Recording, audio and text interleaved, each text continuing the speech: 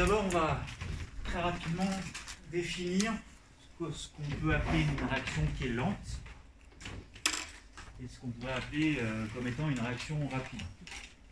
Quand on définit lent ou rapide, en fait, on se fie à nos sens humains, c'est-à-dire à ce qu'on peut observer, nous, avec des mesures ou avec nos yeux. On va dire qu'un truc, il est rapide pour nous, humains, quand ça évolue et qu'on arrive à s'en rendre compte. Quand ça évolue tellement vite qu'on n'arrive pas à s'en rendre compte. Donc c'est presque instantané pour nous, ça prend peut-être du temps, mais c'est tellement rapide qu'on ne s'en rend pas compte. Et puis on dira que c'est lent quand on arrive à s'en rendre compte. Nous, êtres humains, avec notre rapidité de vision des faits. Donc la durée d'une transformation, elle va être liée à la durée nécessaire pour que le système passe de son état initial, j'ai mis les espèces chimiques ensemble, ça évolue, ça réagit, etc. Et puis ça arrive à son état final, c'est-à-dire qu'il n'y a plus d'évolution. Et là on dit que la réaction est terminée.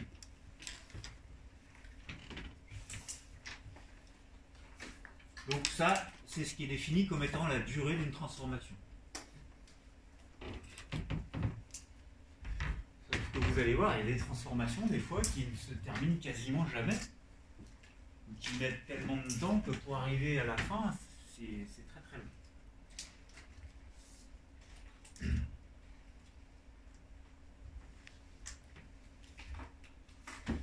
Donc une durée, c'est simple.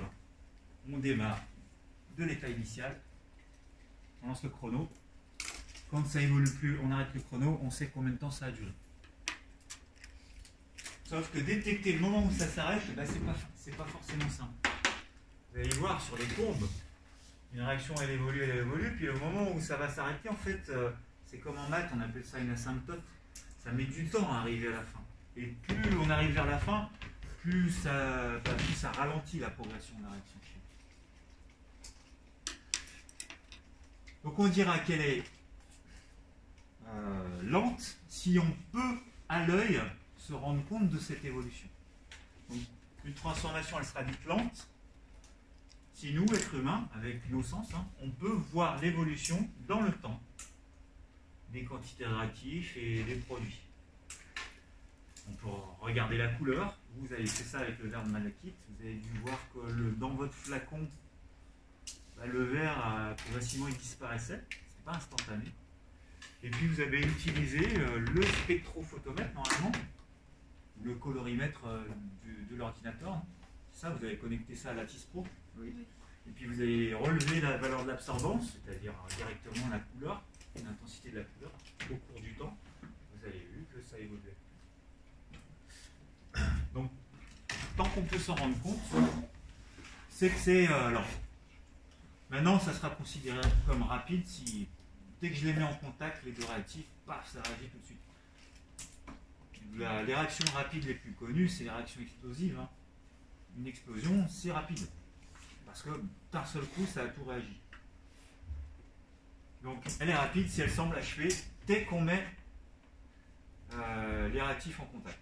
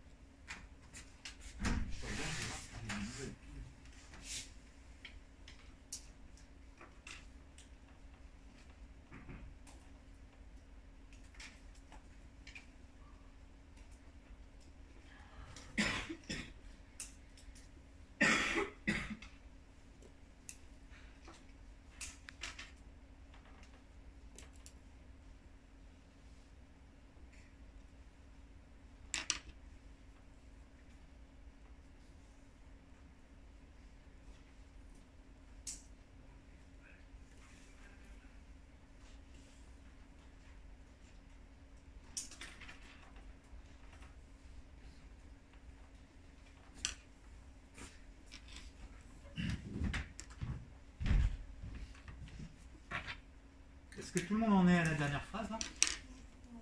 Non?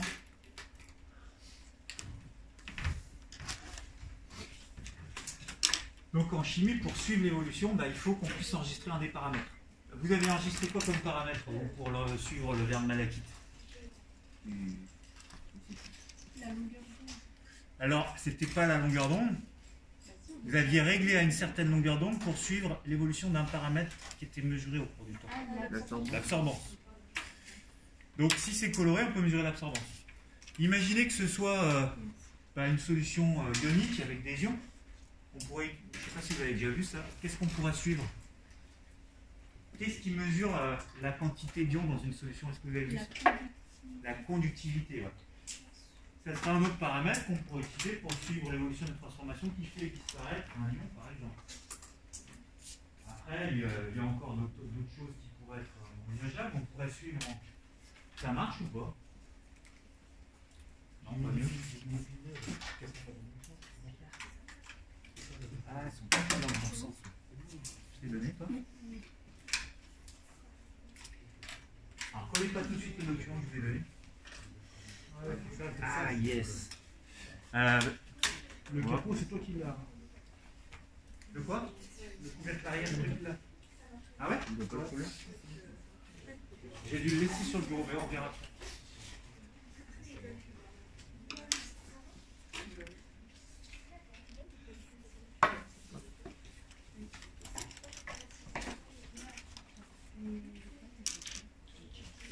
Tout le monde est à la dernière phrase? Au moins? Elle est... Ah mince, on la voit pas complètement. Pas tout de suite. Pas tout de suite. Ah, tu l'as retrouvé. Merci beaucoup. Alors, est-ce que si je dézoome, ça fait quelque chose? Dans les menus. Ouais, je vais essayer là.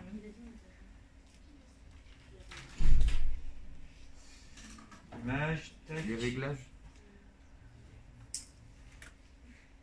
Dans les réglages.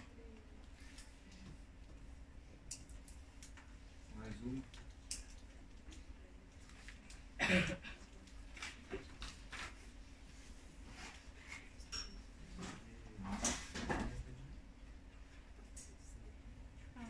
Ah non. Ouais, mais ça ne change pas le cadre.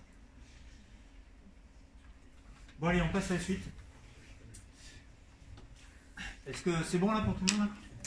C'est la phrase de tout à l'heure en haut. C'est la phrase de tout à l'heure. Petit 2, évolution d'une quantité de matière au cours du temps. Donc pour suivre l'évolution, il faut qu'on fasse la mesure d'un paramètre qui nous permet d'accéder aux quantités de matière. Donc un suivi temporel, ça consiste à connaître à chaque instant l'état du système chimique. Pour ça, il faut que j'ai la possibilité de mesurer un paramètre. On a parlé de l'exemple le plus typique, c'est l'absorbance. Si on a une solution colorée, je la mesure et je l'enregistre au cours du temps.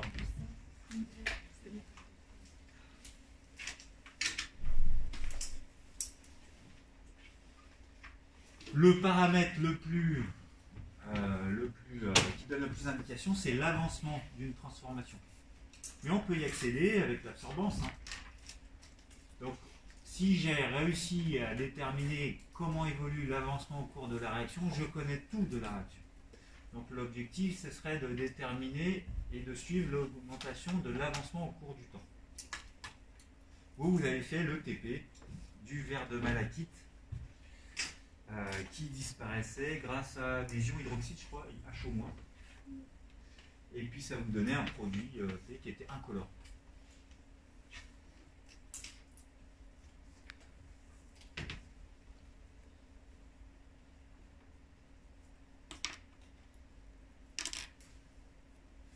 Ça m'embête quand même. Vidéo.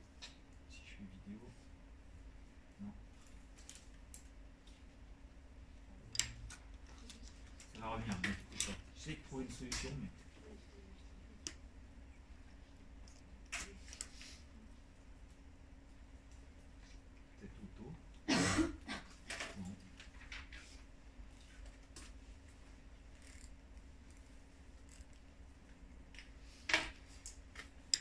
Donc, vous aviez mesuré l'absorbance, sauf que l'absorbance, elle était reliée à la concentration de verre de malachite. Et avec des calculs, on sait que cette concentration, elle va dépendre de l'avancement de la réaction. Donc on pourrait, je ne sais pas si vous avez fait ça en TP, réussi à faire des calculs pour tracer l'évolution de l'avancement de la transformation. Vous avez tracé que l'absorbance, ou est-ce que vous avez réussi à faire tracer l'évolution de X? Vous vous souvenez ou pas? C'était il y a longtemps. Bon, c'est pas bien grave. Après, vous allez coller le document que je vous ai donné. Donc, on va prendre un exemple au cours duquel, c'est une réaction qui est lente. Donc, le document là, que je vous ai donné est à coller à partir d'ici, là, on le voit dans le cadre. Il fait intervenir 3 réactifs. Il y en a un dont on ne va pas parler qui est en très large excès. C'est les ions H+, on est dans un milieu acide, ils sont très très abondants. On considère pas que ce n'est pas eux, ce ne sera jamais eux qui sont limitants.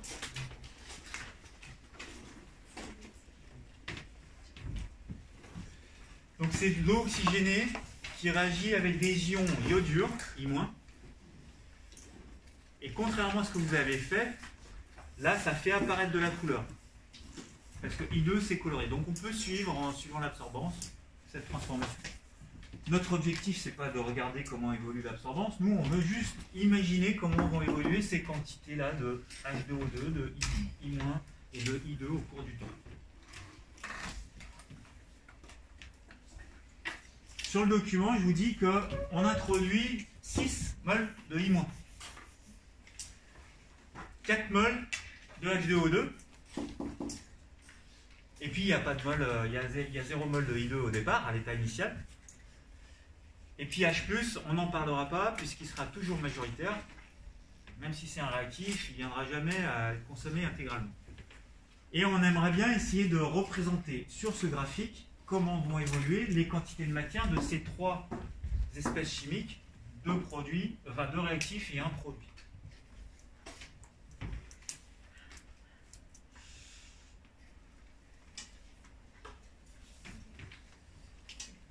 Est-ce que tout le monde a eu le temps d'écrire ça là? Doua, t'en es où? Oui, j'ai écrit ça. C'est bon, tout le monde a eu le temps d'écrire? Donc, à vous de, sur ce graphique, je peux vous aider pour l'un des deux. On peut connaître le point de départ. Donc ça, c'est tout le document que je vous ai donné, qui est à coller. On ne voit pas l'exemple ici, parce que c'est pas cadré, mais ça. Si je dis qu'il y a 6 mols d'ions I-, on va les faire en rouge. Ça démarre où sur ce graphique? On voit pas la barre du bas. Ça démarre en I-, c'est un réactif en produit. Donc, il démarre à 0? Non, il démarre à 6. Il démarre à 6. Alors, on considère que c'est des mols, ça. 1, 2, 3, 4, 5, 6. Là, on aura les quantités de matière en mols de chaque espèce. J'ai pris I- en rouge. Il démarre à 6 pour I-. C'est l'état initial de I-. Qu'est-ce que je connais d'autre? 4 mols de H2O2. H2O2, donc en bleu, 4 mols. 1, 2, 3, 4. Donc ça va être en bleu oxygéné. Et puis qu'est-ce que je connais encore, la dernière chose que je connais? Il n'y a pas de I. Il n'y a pas de I2, donc il démarre à 0. On ne voit pas, je vais rajouter un axe, mais vous avez l'axe du bas ici. Hop. Vous savez quoi cet axe-là? Le temps. C'est le temps. On imagine dans cette situation que ça se termine au bout de 10 minutes. Donc a priori les graduations, on va les mettre en quoi? En minutes. En minutes. Donc, vous avez 1, 2, 3, 4, 5 minutes. 6, 7, 8, 9, 10 minutes. Et puis ça continue.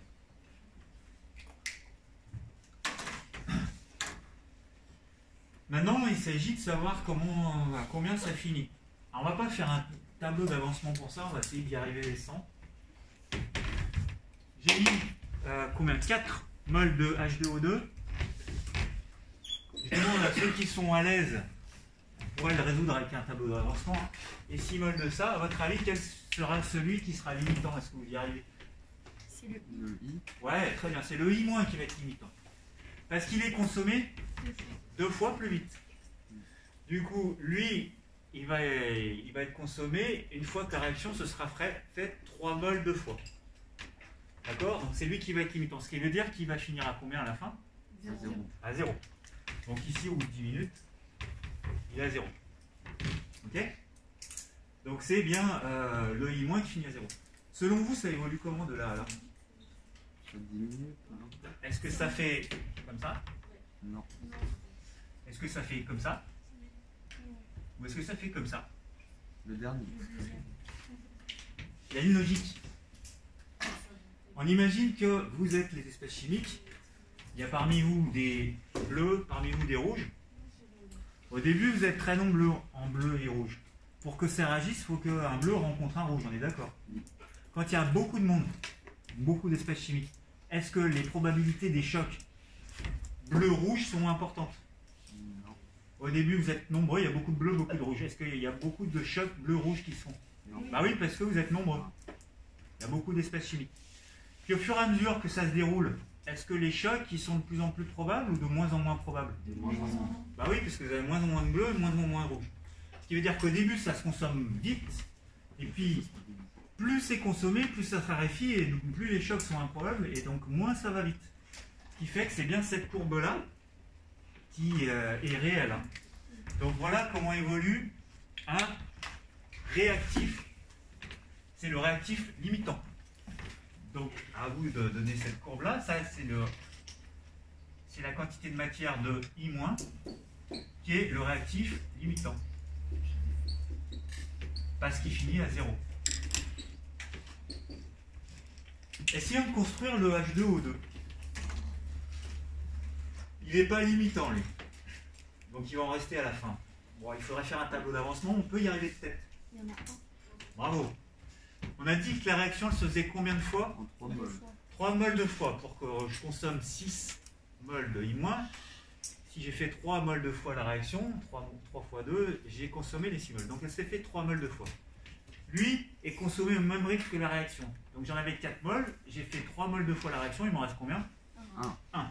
Donc ça veut dire que ça va finir à ce niveau-là, à l'état final. Et ça évolue comment de là à là? Ah, comme.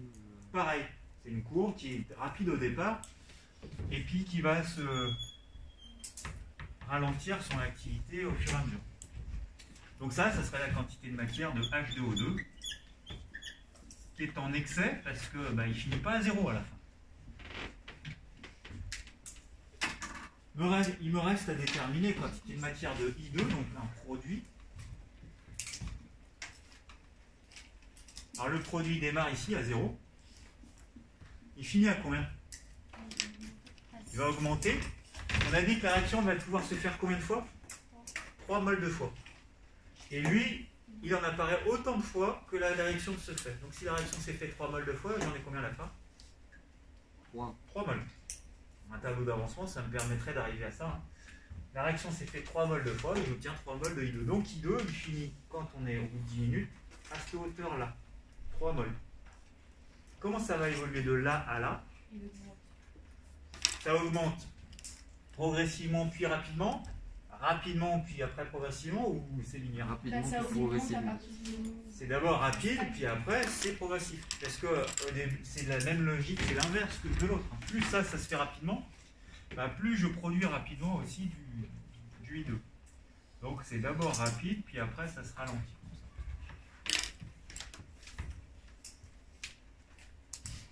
Donc ça, c'est la quantité de matière de I2 pour un produit. Pourquoi je vous fais faire ça? C'est pour que vous reteniez dans votre tête que les réactifs, leur évolution temporelle, c'est une courbe décroissante comme ça. Tous les produits, ça va être une courbe croissante comme ça. Et qui finit en s'arrondissant comme ça, et puis à la fin, c'est tout ça. C'est terminé. Ça évolue plus.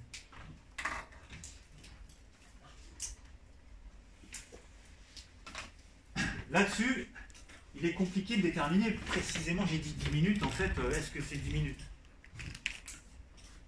On ne sait pas vraiment, parce que vous voyez comme ça évolue à la fin. C'est 10 minutes, mais là on peut dire que c'est quasiment terminé, on ne sait pas trop. Donc, déterminer la vitesse, enfin, le rythme d'une réaction en se disant on cherche le moment où c'est terminé et c'est fini complètement, c'est pas très révélateur. On va définir une autre grandeur qui s'appelle le temps de demi-réaction. Si vous avez fait l'enseignement scientifique l'année dernière, vous avez fait la réactivité, vous l'avez déjà fait en... Non, spécialité. Le temps de demi-vie, vous l'avez fait en radioactivité, c'est la même chose. De toute façon, tout ça, c'est une histoire de statistiques. Hein. Vous avez les espèces chimiques qui se rencontrent. Au début, elles sont nombreuses, donc ça se fait beaucoup. Puis après, plus elles sont rares, et plus c'est rare les événements des chocs. Donc, la demi-réaction, ça va être simple pour vous. Si vous vous souvenez de ce que c'est qu'une demi-vie. Une demi-vie, c'est le temps au bout duquel j'ai plus que la moitié des noyaux radioactifs que j'avais au départ. Bah là, le temps de demi-réaction, ça va être quoi? Le temps au bout duquel il se passe quoi? La réaction, elle est à moitié terminée. Autrement dit, il ne reste plus que la moitié du réactif limitant, ou il y a eu la production de la moitié du produit. Ouais. C'est pour les camarades. Alors, je vais rajouter une petite remarque là-dessus. Il y a une des courbes qui correspond à l'avancement. Est-ce que vous pouvez me dire laquelle? Quelle est des trois courbes, la rouge, la bleue ou la verte, celle qui correspond à l'avancement de la réaction? Non, un réactif, dans un tableau d'avant, quand je fais le tableau d'avancement, hein, dans quelle colonne il y a X? C'est lequel qui a X dans sa colonne? C'est H2O2. C'est I2. Pas H2O2. H2O2, c'est 2X. C'est lui qui est X. Donc, la quantité de matière de I2, en fait, c'est l'avancement. Donc ici, ça correspond à l'avancement en mol. Donc l'avancement, ça fait toujours une courbe qui correspond au produit, l'évolution d'avancement au cours du temps. Bien, une fois que vous avez mis ça, on va définir le temps de demi-réaction. C'est bon? Je peux passer à la suite? Donc, il n'est pas marqué, je vais l'écrire en haut, petit 3. Temps de demi-réaction.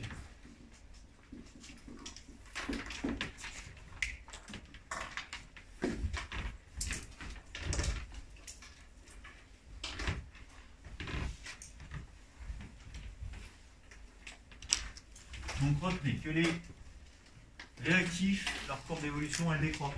Les produits s'accroît et c'est des courbes qu'on appelle des courbes exponentielles parce que c'est statistiquement plus probable au début, puis plus ça se raréfie. Donc si le système, je vais essayer de descendre, voir si j'arrive à descendre. Non. Si le système évolue lentement, il est difficile de savoir à quel moment la réaction est terminée.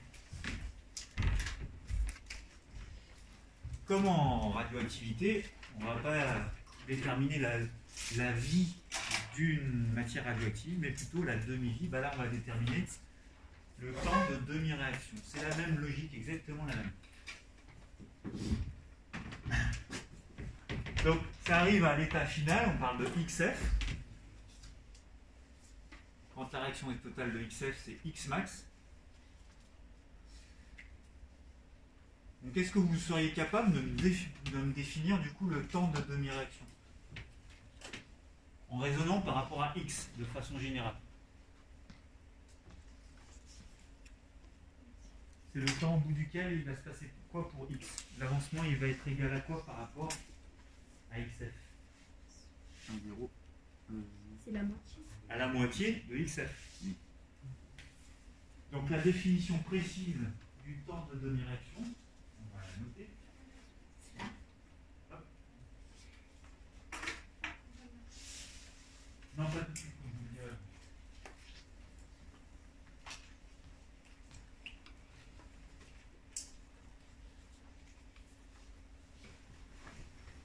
Donc le temps de demi-réaction, je vais l'afficher, c'est la durée nécessaire pour que l'avancement soit arrivé à la moitié de l'avancement final. Est-ce qu'il s'affiche? Non, je suis sur gel là. Vous allez pouvoir coller cette fiche là, je vais vous donner, et on va définir ce que c'est que ce temps de demi-réaction. C'est vraiment pas très prononcer.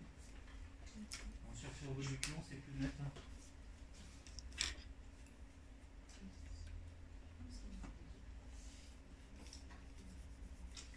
Donc, je vais donner aussi des cadres avant.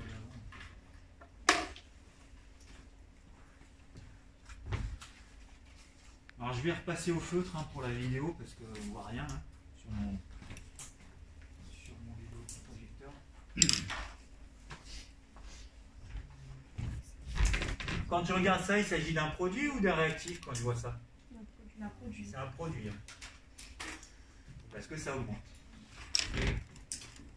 Il se trouve que c'est I2, donc c'est aussi l'avancement.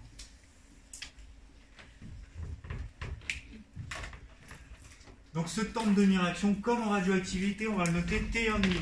C'est la même chose. Il va être défini comme étant le temps, la durée au bout de laquelle durée nécessaire pour atteindre la moitié de l'avancement final. Ça, c'est sa définition. On va essayer de le trouver là-dessus.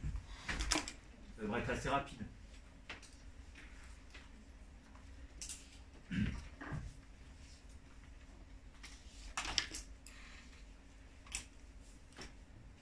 Alors, comment faire sur ce graphique pour trouver ce temps-là?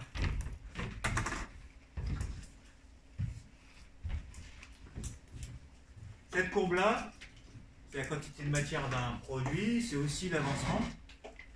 En fait, il faut que je trouve où est-ce qu'elle se situe, combien de temps il lui a fallu cette courbe pour arriver à la moitié de son état final.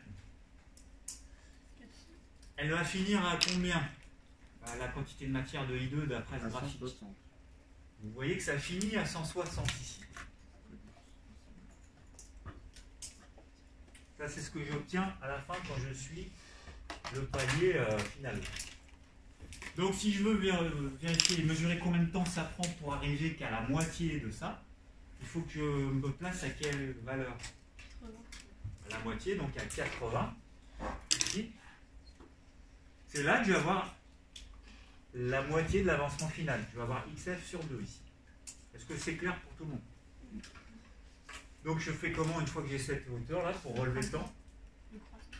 Je vais me référer à la courbe et je vais regarder il lui a fallu combien de temps pour arriver à ce niveau-là. Donc je regarde ici en descendant.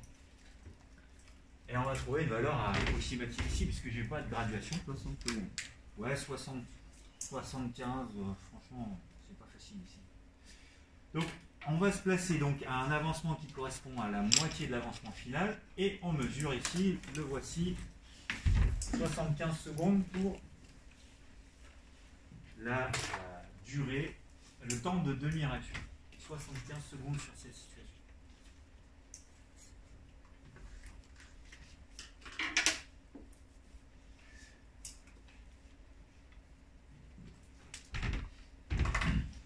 Je crois que vous l'avez fait pour le verre malachite ou pas? Bon, avec, si vous reprenez votre TP, vous pouvez très bien retrouver le temps de demi-réaction. Je pense que ça avait dû prendre 15-20 minutes, je ne sais plus combien de temps ça dure cette réaction, ça dépend de plein de paramètres de toute façon. Ça dure plusieurs minutes.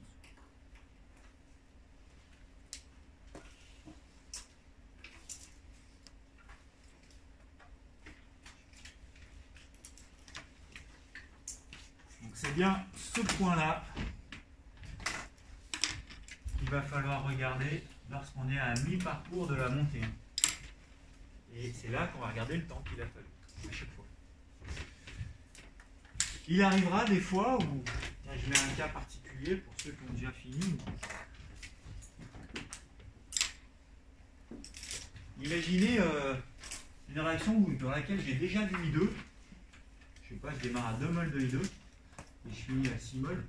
Donc ça me fait ça. À votre avis, il faut que je me place où pour trouver le temps de demi-réaction? Je me place entre 2 et 6, hein. Donc à 4 ici. Donc c'est pas nécessairement le maximum divisé par 2. Hein. Il faut regarder le point de départ. Si je démarre à 0 et que je regarde l'arrivée, ben, je prends la moitié effectivement. Et si je n'ai pas démarré à 0 et que j'arrive à une autre valeur, je prends le résultat intermédiaire pour être à la moitié de la réaction. C'est logique. Et là, je trouverai le temps de demi-réaction ici. Donc vous avez parfois des situations comme ça un peu particulières. Notamment quand c'est des réactifs, ça descend.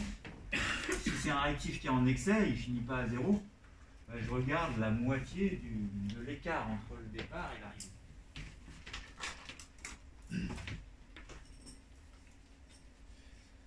Alors maintenant, tout ça, ce rythme, cette durée de réaction, elle va dépendre de certains facteurs. On appelle ça des facteurs cinétiques. Et c'est assez intuitif, on arrive à trouver de quoi ça peut dépendre. Prenons un exemple de la vie courante. Une réaction chimique qui se passe tous les jours dans vos maisons. Si vous laissez, je sais pas, un bon plat que vous avez préparé à l'air, ou une pomme, ou n'importe quoi, un fruit, qu'est-ce qui va se passer? Il y a une réaction chimique qui s'opère. Ça s'oxyde, ça va pourrir, moisir, enfin tout ça c'est des réactions chimiques. Qu'est-ce que vos parents ou qu'est-ce que vous faites pour ralentir cette dégradation? Mettez au frigo. Donc quel est le paramètre qui va intervenir sur le rythme de la réaction? La température. Et si on va aller plus loin, la température elle va faire quoi? Si j'augmente la température, qu'est-ce que je vais pouvoir dire de la vitesse de la transformation? Elle va augmenter. Donc ça c'est une première chose. Et puis il y a un autre paramètre qui va intervenir. Alors je vais vous montrer une simulation pour tout ça. Est-ce que tout le monde a eu le temps d'écrire? Ouais. Alors, une petite simulation, j'espère qu'elle va marcher ici. Hop. Voilà un simulateur. Si j'agrandis, vous avez une réaction chimique qui se fait entre les bleus et les roses. Au départ, statistiquement, vous avez plein de bleus et de roses. Puis, au fur et à mesure qu'il y a des rencontres, eh bien, vous avez des transformations qui s'opèrent. Et on suit sur cette courbe-là l'évolution de la transformation au cours du temps. Bon, au départ, ils ont été mis en quantité égale, ces deux-là. Donc, on attend un petit peu, puis on voit... alors, attention, ici, j'ai mis 50% dans les deux cas. Je vais changer, je vais mettre 0% ici, pour que ce soit un peu plus... puis 100% de choc efficace de ce côté. On va considérer une réaction totale. Donc je peux pas réinitialiser là. Voilà. Donc, j'ai mis plein de particules bleues et de roses ensemble. J'en ai mis la même quantité, 100 et 100. Imaginons que ce soit une concentration. 100 ou des quantités de matière. Et bien, ça évolue. On retrouve la courbe précédente. Hein. Voilà. Et comme c'est que 100, ça fait des petites irrégularités. Mais si c'est des milliards et des milliards, c'est parfaitement lisse. Là, la réaction est terminée. On est d'accord? Si j'augmente la température, ici, de façon artificielle, j'augmente la température, je redémarre à l'état initial. Là, on constate que la courbe, elle est plus raide. Et elle va atteindre son palier plus tôt. C'est logique pour tout le monde, ça. Si je refroidis, donc, ouais, alors le palier n'était pas complètement atteint encore, hein, parce que ça monte au-delà. De toute façon, ça sera fini quand ça arrive à 100. Parce que j'en ai mis 100 de chaque. Quand j'en ai fabriqué 100 des particules à la fin, ça sera terminé. Si je baisse la température, la courbe, elle va être beaucoup plus lente ici. Et elle va atteindre ce maximum qui sera là-haut. Le palier, on ne le voit pas. Beaucoup plus lent. Ça, c'est logique pour tout le monde. Ok ? Qu'est-ce que je pourrais faire comme autre paramètre? L'idée, c'est d'augmenter les probabilités de choc. Hein. Vous voyez, les particules, pour qu'elles réagissent, il faut qu'elles se rencontrent. Donc effectivement, plus c'est chaud, plus il y a de rencontres. Pourquoi? Ça bouge plus vite. Donc statistiquement, il y a plus de chocs. Qu'est-ce que je pourrais faire artificiellement pour augmenter le nombre de chocs, à part augmenter la température? Plus d'air. Plus d'air? Et plus de quantité à l'intérieur. Ouais. Rajouter, augmenter la concentration, alors pas plus de quantité, mais plus de densité. Car pour un même volume, il faut que ce soit plus serré. Et là, je vais avoir plus de choc. Donc si j'augmente, par exemple, B et que je le fais passer à 200, alors là, je vais mettre à la température maximale pour comparer avec la courbe ici. On voit que ça va plus vite. Donc quel est l'autre paramètre qui peut accélérer une transformation? La concentration des réactifs. Alors, il y aura une petite subtilité qu'on va donner dans le cours, c'est que c'est la concentration uniquement d'un seul des deux réactifs, ce sera le réactif qui est en excès. On va l'énoncer.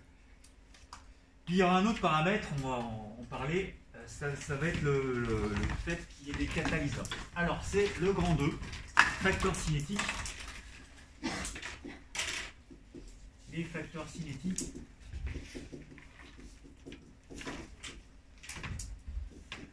Ce sont les paramètres qui interviennent dans la durée de la réaction et donc indirectement sa vitesse.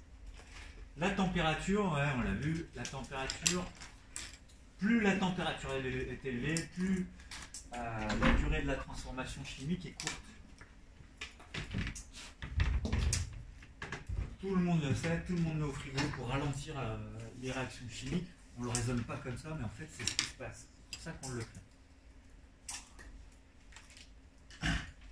L'idée, c'est d'augmenter les chocs, le rythme auquel se font les chocs pour accélérer la transformation.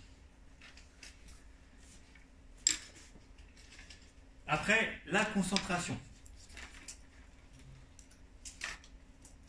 Je vais prendre une analogie un petit peu débile, mais vous êtes célibataire et vous voulez optimiser vos chances de trouver un partenaire en boîte de nuit. S'il n'y a personne, pour la même salle, vous allez avoir peu de chances de trouver un partenaire.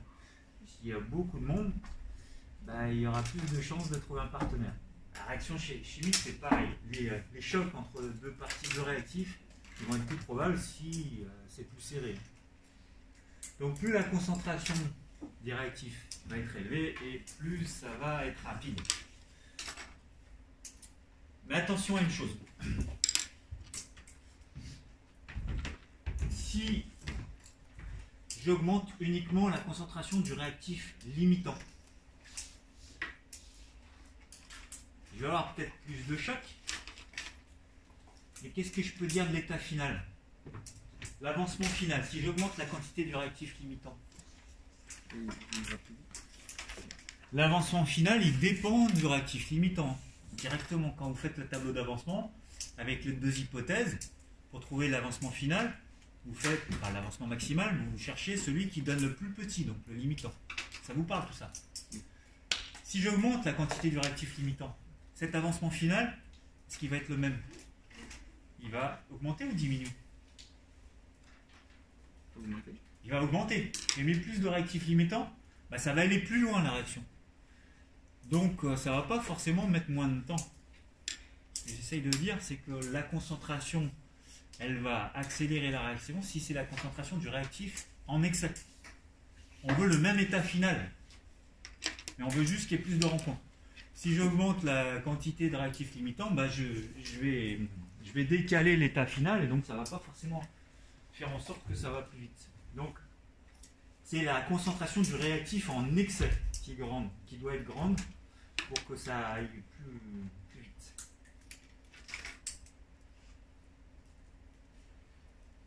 Et on va bien noter le fait de faire attention à ne pas confondre et ne pas croire que augmenter la concentration du réactif limitant, ça ne va pas forcément raccourcir la durée de la réaction. Donc j'insiste sur le réactif en excès. Donc attention, augmenter la concentration du réactif limitant. Ça va peut-être augmenter la vitesse volumique de réaction, on le définira plus tard, ou avec M. Chevrier la semaine prochaine, je n'aurai pas le temps là. Mais ça ne va pas diminuer le temps de demi-réaction.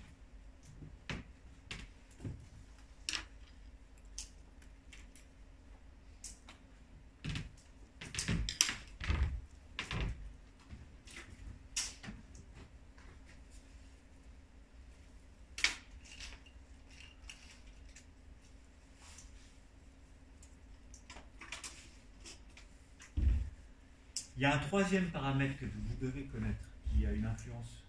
Donc on a dit la température, c'est logique. Plus c'est chaud, plus ça se rencontre.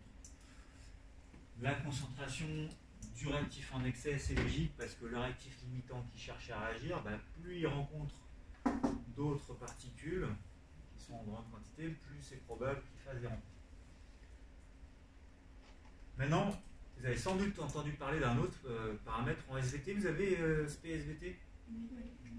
Est-ce que certains ont déjà entendu parler de catalase, de choses comme ça? Comment ça s'appelle ça? Des enzymes, mais ça s'appelle catalase. C'est un catalyseur. Est-ce que vous avez déjà entendu parler de ce terme? Un catalyseur, c'est quelque chose qu'on rajoute en plus. Je vais reprendre mes analogies à la con. Hein. Vous cherchez à rencontrer quelqu'un, et ben, vous pouvez avoir une agence matrimoniale ou Tinder ou n'importe quoi, un site internet qui va vous aider à rencontrer quelqu'un. Et une fois que vous avez rencontré cette personne-là, Tinder, vous l'oubliez. En quelque sorte, c'est un catalyseur, c'est-à-dire que c'est une espèce que je rajoute qui va aider à favoriser ces rencontres-là, donc ces chocs entre particules. Par contre, il ne participe pas à la réaction. Donc on en utilise très très régulièrement de ces catalyseurs. Donc, petit 3, c'est le dernier paramètre que vous devez connaître, c'est la présence d'un catalyseur.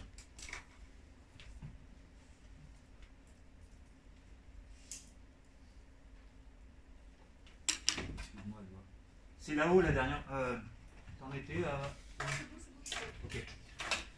Donc un catalyseur, c'est une petite espèce chimique qu'on rajoute qui va permettre d'accélérer cette transformation. Par contre, cette espèce-là, elle n'intervient pas dans la réaction. Elle va être régénérée, on peut la réutiliser à la fin. Donc on va dire que une espèce chimique, pour le catalyseur, sa définition, c'est une espèce chimique qui permet de diminuer la durée de la réaction sans modifier la composition finale du système chimique. Et donc on le retrouve à la fin.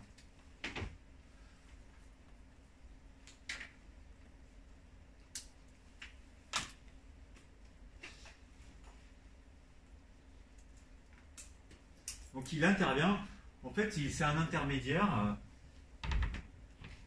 mais il est régénéré. Alors vous n'avez pas fait de TP là-dessus, les autres années en général il y a un TP en terminale qui se fait là-dessus. Et on voit bien que cette petite espèce qu'on rajoute, elle accélère la transformation, à la fin je filtre, je la récupère, et je peux la réutiliser pour une réaction suivante. Alors, je vais terminer avec 2 phrases, je ne pensais pas que ça sonnerait tout de suite, je croyais que j'avais encore 5 minutes. Donc il intervient, mais il est entièrement régénéré à la fin de la réaction, et jamais dans l'équation bilan.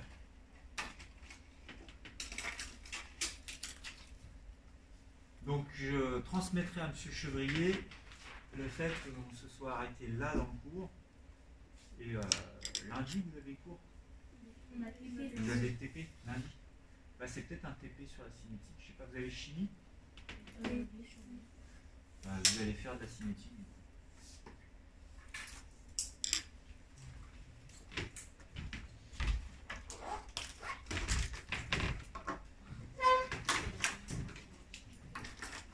Je vais arrêter la vidéo.